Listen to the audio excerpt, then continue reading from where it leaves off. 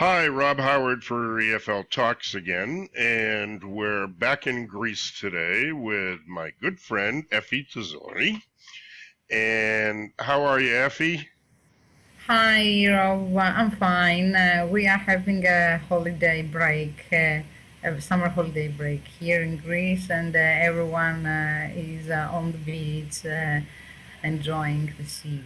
Ah, So no nice. classes this period of time. So we are having a relaxing time. Great. And this is your third EFL Talks, right? Right. And Okay. I'm really excited about that, and I'm really happy to be here.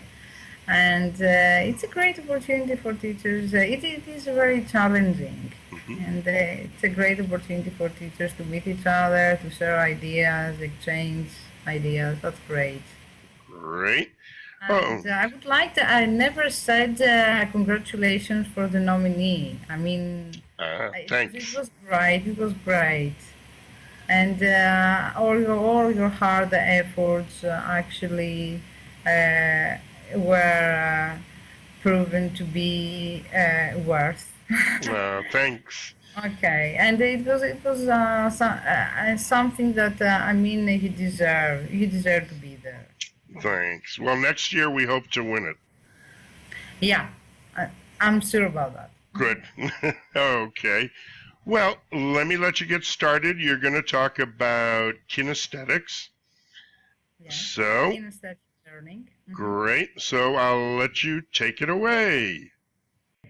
Hello, I'm Effie Tzouri. I'm very happy to be here, and I'm going to talk about the kinesthetic learning term on the EFL Top 10 term for terms, which is a video glossary. It's a great idea, Rob. Thank you very much for that. Okay, so let's start with the term kinesthetic. So what is kinesthetic? What does it mean? And let's start where did this term come from.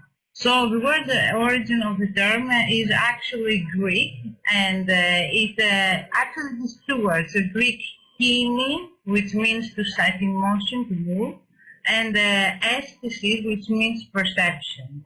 And actually, it was in 1898 when this modern Latin compound came, and so the Greek kine and aesthetic combined together. So this means the sensation of movement or strain in muscles, tenors, muscle sense, and the sensation of moving in space.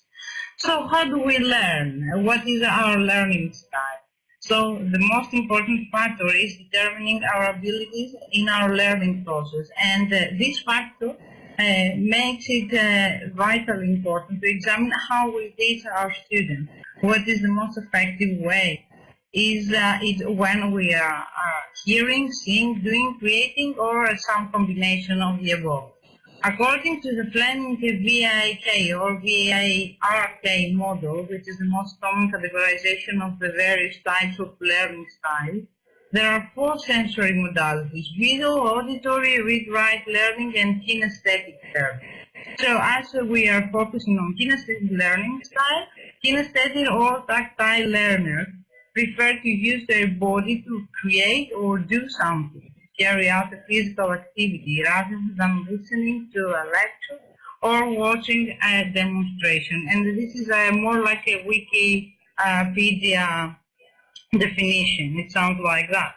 So kinesthetic learning is defined as the human body's ability to express itself through movement and dance. I'm going to talk a little bit about kinesthetic learning, that it actually involves the active physical participation of the individual in a range of motions.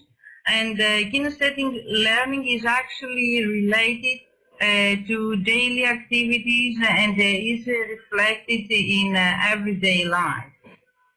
So what are the basic characteristics of kinesthetic learners? So they actually need to move their body in order to express what they want to say.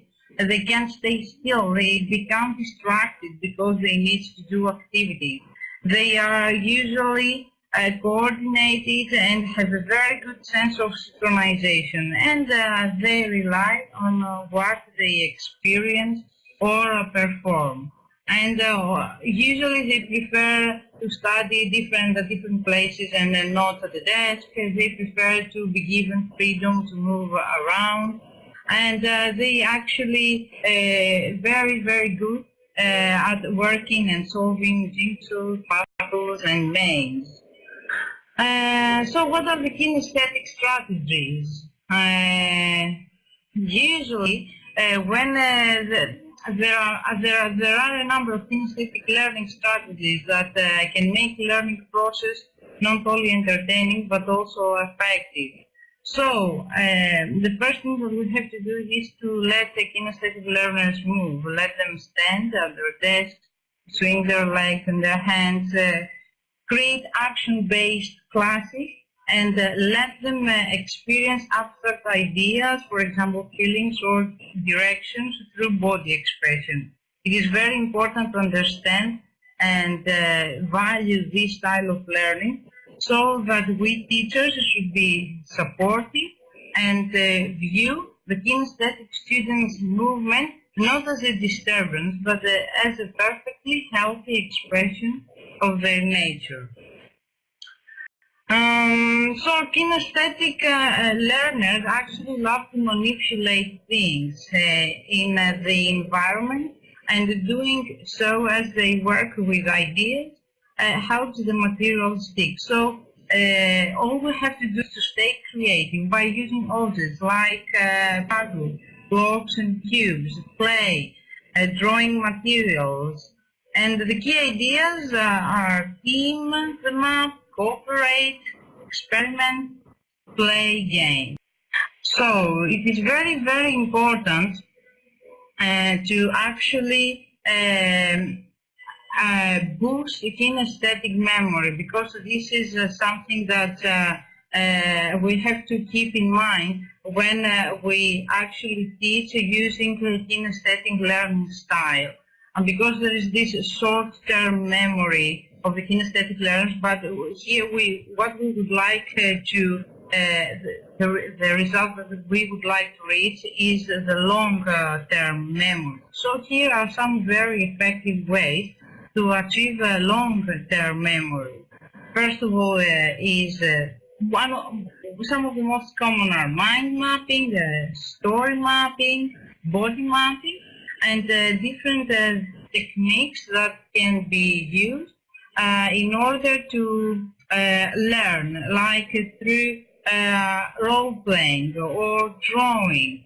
So this kind of learning leads to this long-term memory, since it is associated with emotions such as excitement, curiosity, anger, disappointment, sometimes success, okay, or sometimes they actually they have this process of feeling of sensing all these emotions that lead them to the learning process. And of course, what we shouldn't forget is that we must do frequent breaks, and of course encourage students to organize their body movement during activities and let them be involved emotionally. Emotionally, and the feelings are also some very, very important key words.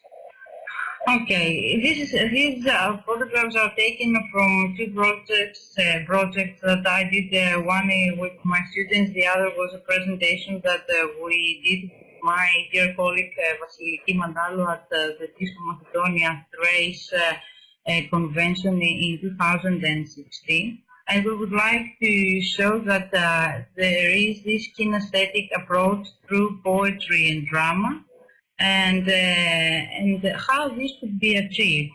Because using drama, dance, poetry, all these are very powerful tools, because they encourage creativity and self-expression, enhance multi-intelligences, empower learners for action, and they give them the opportunity to reflect, interact, communicate, participate. So I hope that you enjoyed the presentation. Thank you very much. You can find all the resources at this last slide. Thank you so much. Great. Okay, that was wonderful. Thanks so much. And I Great pleasure. really appreciate you being here. And I hope I see you sometime this year in Greece. We were just talking about upcoming events. Great pleasure. It will be a great pleasure to have you here. I hope you can come. Okay, well, I'm looking forward to it. Okay? We are looking forward to it as well. All right. Well, thanks again, and we'll see you soon. See you. Bye, Rob. Bye.